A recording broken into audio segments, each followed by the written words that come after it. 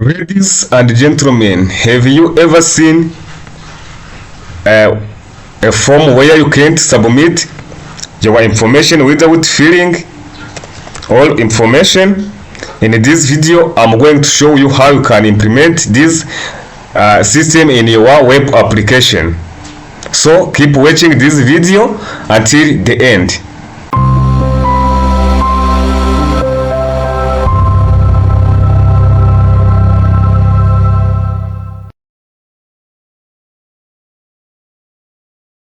What's up, friends? Welcome back. This is DW Computer Tutorial.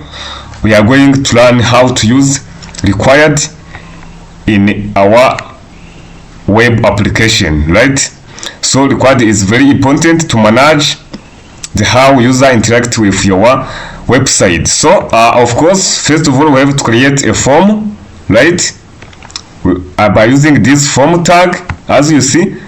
Now we are going to use just table tag to arrange our form. So we already learned how to use table tag. When you're creating the form, you see like this.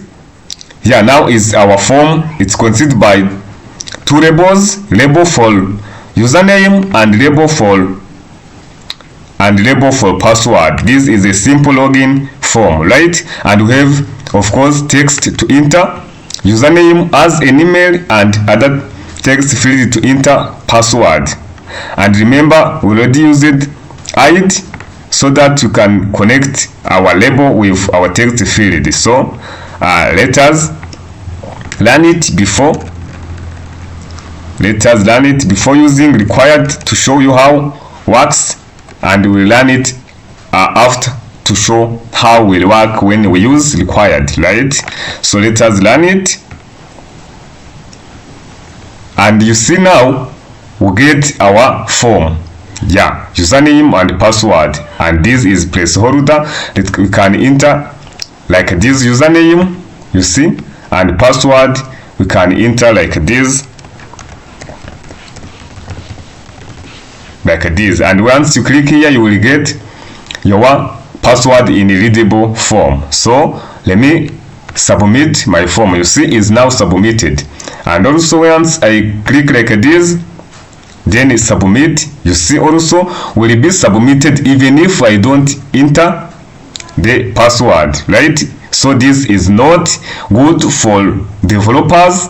So you need to make sure that all user will be logged in if and only if he or she entered his or her username and the password, right? So let us do it by using required statement. Just what you do is just to write here required for text field. After writing email, we have to write here that this email is required like this, and also this password is required like this. Just this statement required, also required here. Then once I save it and refresh our page here, let us now write email and submit without entering the password. You see, please fill out this field. To mean this field must be filled, right? This text must be filled.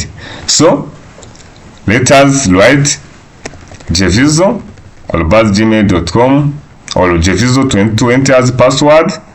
As you see here, then submit. Now I'm able to submit. And also once I write password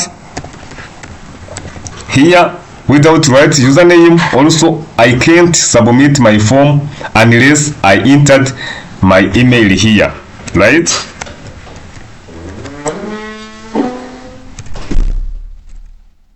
You see like this. Now I can submit, as you see now. So this is very important for developers to make sure that their application are well written or well prepared so that they can get all full information from the user. So thank you for watching this video. See you in next one.